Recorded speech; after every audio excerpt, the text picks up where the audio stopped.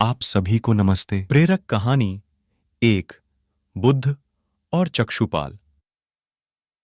एक बार भगवान बुद्ध जेतवन विहार में रह रहे थे। भिक्षु चक्षुपाल भगवान से मिलने के लिए आए थे। उनके आगमन के साथ उनकी दिनचर्या, व्यवहार और गुणों की चर्चा भी हुई। भिक्षु चक्षुपाल अंधे थे। एक दिन विहार के कुछ भिक्षुओं ने कुछ मरे हुए कीड़ों को चक्षुपाल की कुटी के बाहर पाया और उन्होंने चक्षुपाल की निंदा करनी शुरू कर दी कि उन्होंने इन जीवित प्राणियों की हत्या की। भगवान बुद्ध ने निंदा कर रहे उन भिक्षुओं को बुलाया और पूछा कि क्या तुमने भिक्षु को कीड़े मारते हुए देखा है?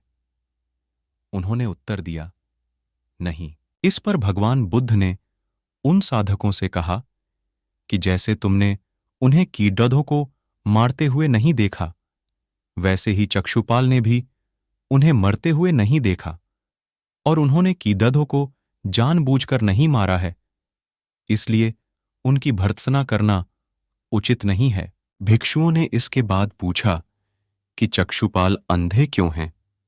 उन्होंने इस जन्म में अथवा पिछले जन्म में क्या पाप किए? भगवान बुद्ध ने चक्षुपाल के बारे में कहा कि वे पूर्व जन्म में एक चिकित्सक थे।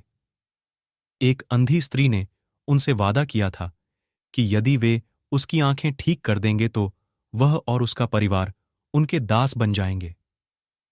स्त्री की आंखें ठीक हो गईं, पर उसने दासी बनने के भय से यह मानने से इनकार कर दिया। चिकित्सक को तो पता था कि उस स्त्री की आंखें ठीक हो गई हैं। वह झूठ बोल रही है।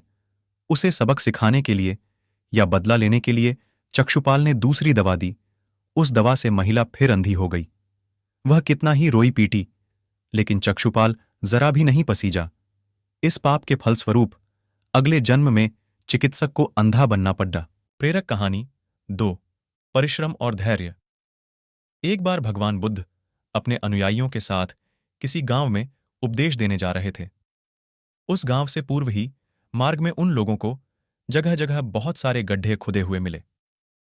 बुद्ध के एक शिष्य ने उन गड्ढों को देखकर जिज्ञासा प्रकट की, आखिर इस तरह गड्ढे का खुदे होने का तात्पर्य क्या है? बुद्ध बोले, पानी की तलाश में किसी व्यक्ति ने इतने गड्ढे खोदे हैं।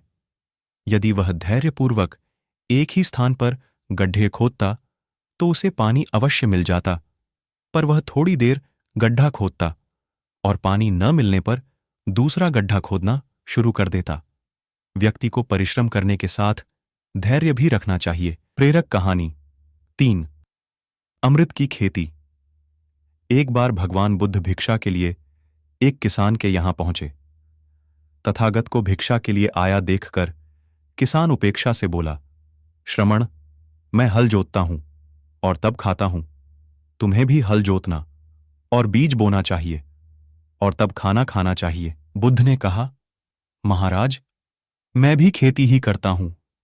इस पर किसान को जिज्ञासा हुई और वह बोला, मैं न तो तुम्हारे पास हल देखता हूं, ना बैल और ना ही खेती का स्थल। तब आप कैसे कहते हैं कि आप भी खेती ही करते हो? आप कृपया अपनी खेती के संबंध में समझाइए। बुद्ध ने कहा, महाराज, मेरे पास श्रद्धा का बीज, तपस्या रूपी वर्षा और प्रजा रूपी जोत और हल है। पाप भीरुता का दंड है, विचार रूपी रस्सी है, स्मृति और जागरूकता रूपी हल की फाल और पेनी है। मैं वचन और कर्म में संयत रहता हूं। मैं अपनी इस खेती को बेकार घास से मुक्त रखता हूं और आनंद की फसल काट लेने तक प्रयत्नशील रहने वाला हूं। अप्रमाद मेरा बैल है, जो बाधाएं देखकर भी पीछे मुंह नहीं मोड़ता है। वह मुझे सीधा शांतिधाम तक ले जाता है। इस प्रकार मैं अमृत की खेती करता हूं। प्रेरक कहानी 4, दान की महिमा। भगवान बुद्ध का जब पाटलिपुत्र में शुभागमन हुआ तो हर व्यक्ति अपनी अपनी सांपत्तिक स्थिति के अनुसार उन्हें उपहार देने की योजना बनाने लगा। राजा बिंबिसार ने भी कीमती हीरे, मोती और रत्न उन्हें पेश किए। बुद्धदेव ने सबको एक हाथ से सहर्ष स्वीकार किया। इसके बाद मंत्रियों, सेठों, साहूकारों ने अपने अपने उपहार उन्हें अर्पित किए और बुद्धदेव ने उन सबको एक हाथ से स्वीकार कर लिया। इतने में एक बुढ़िया लाठी टेकते वहां आई।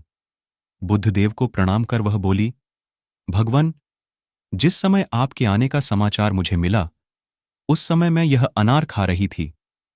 मेरे पास कोई दूसरी चीज न होने के कारण मैं इस अधखाए फल को ही ले आई हूं। यदि आप मेरी इस तुच्छ भेंट स्वीकार करें तो मैं अहोभाग्य समझूंगी। भगवान बुद्ध ने दोनों हाथ सामने कर वह फल ग्रहण किया। राजा बिंबिसार ने जब यह देखा तो उन्होंने बुद्धदेव से कहा, भगवन, क्षमा करें, एक प्रश्न पूछना चाहता हूं।